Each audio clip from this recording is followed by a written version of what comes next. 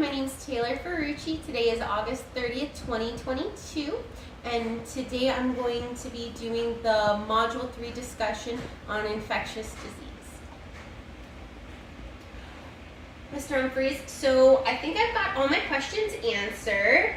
So what we're recommending today, I know you came in primarily for the rabies and the DHLPP vaccine, so rabies is required by law. We recommend that on every pet. The DHL vaccine protects against distemper, hepatitis, leptospirosis, parainfluenza, and parvovirus in one vaccine. And you're going to see two other vaccines here that we're going to recommend. That's going to be the Bordetella and the canine influenza.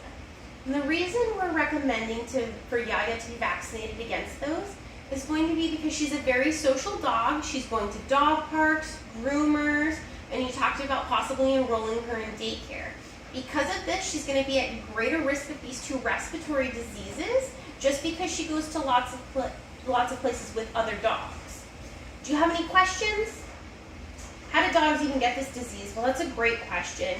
So the Bordetella is going to be a bacterial disease that's often called kennel cough. And Bordetella can be transmitted through dog-to-dog contact, so Yaya just playing with other dogs, or indirect contact. Yaya could play with a toy that an infected dog had just played with and contract the disease. It can also be spread through respiratory secretion, and that could be another dog sneezing on Yaya. And canine influenza is a viral infection similar to the flu in human, but don't worry, you can't get her type of flu and she can't get yours. Influenza is transmitted through nose-to-nose contact, so if she bumps noses with other dogs, or indirect contact, like I talked about her playing with other toys that infected dogs have played with. And the influenza virus can even be transmitted through the air, so she doesn't even have to come into direct contact. Do you have any other questions? Oh, okay, what are the signs of these diseases?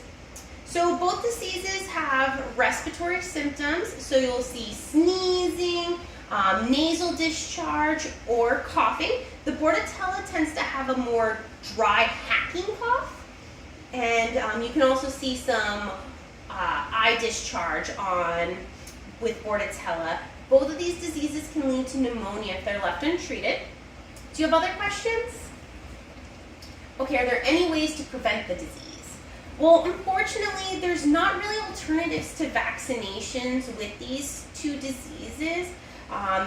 One of the best ways of prevention is for Yaya to not be social, but that's not really what we want. We want her to live a long, happy life, and she really likes interacting with other dogs from what you've said and what I've seen in the lobby. So our best tool is going to be vaccination. One other thing you can do to protect Yaya is to make sure you're taking her to reputable groomers and daycares. When we have daycares and groomers that require more than just the rabies, they tend to not have these outbreaks because the dogs are protected. Does that make sense? Great. So do you want to go ahead with these with all 4 vaccinations in today's visit? Wonderful.